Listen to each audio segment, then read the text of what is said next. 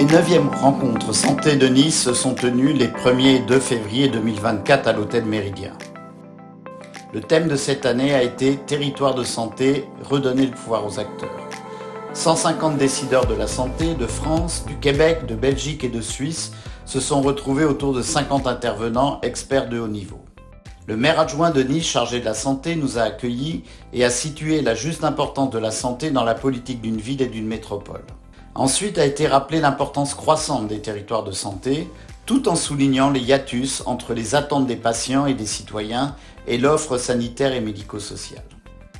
Une première table ronde a permis de situer aussi clairement que possible les responsabilités des différents territoires. Ensuite, le président de la MGN a réaffirmé les valeurs et le rôle que peut jouer un acteur essentiel du système de santé, le mouvement mutualiste. Le concept qui fait fureur, One Health, a permis à chacune et chacun des intervenants de donner chair au concept.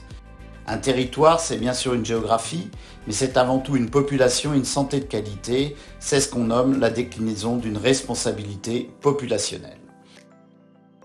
Comment est-ce que vous arrivez avec tous ces dispositifs qui existent justement à essayer à la fois d'apporter une information simple et également à orienter les personnes dans les différents parcours qui peuvent s'offrir à eux? Parle-t-on de désert médico-social? A priori, non. Quoique, est-ce que la multiplicité des dispositifs de coopération engendre et garantit des parcours simplifiés? La mobilité sur les parcours, que ce soit entre les établissements de soins et le logement, mais aussi tout ce qui est lié à l'activité physique, etc., est absolument fondamental.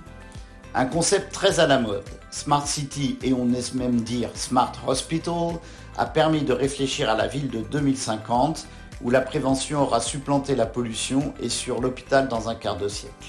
Les citoyens attendent de nous qu'on surveille les événements de santé. Est-ce qu'il n'y a pas des augmentations de cancer dans un côté ou de malformations dans une autre région? Et ça, par les moyens traditionnels, c'est très difficile et très coûteux à faire.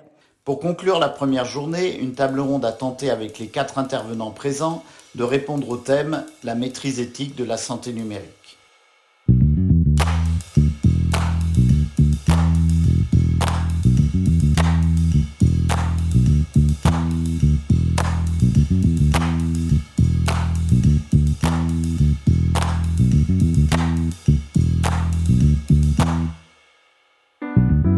La seconde journée nous a fait entrer au CHU de Nice avec une interview du directeur général et du président de la CME.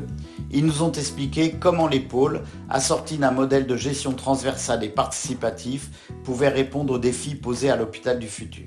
Monsieur le professeur, vous avez un CHU qui est plutôt dans le peloton de tête en termes de recherche. Alors, je voudrais que vous nous expliquiez pourquoi et comment. Les 2 dernières tables rondes se sont attaquées aux questions majeures.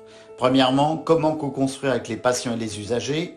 Les 4 intervenants présents ont plaidé pour des méthodes démocratiques, simples et directes. Et puis on utilise une méthode aussi qu'on appelle le design de service. Moi je suis ingénieur et designer, donc designer c'est un métier qui nécessite 5 ans d'études. On est spécialisé sur la conception de solutions. Et donc quand on va collecter des données sur l'expérience patient, en fait on aura vraiment une démarche itérative.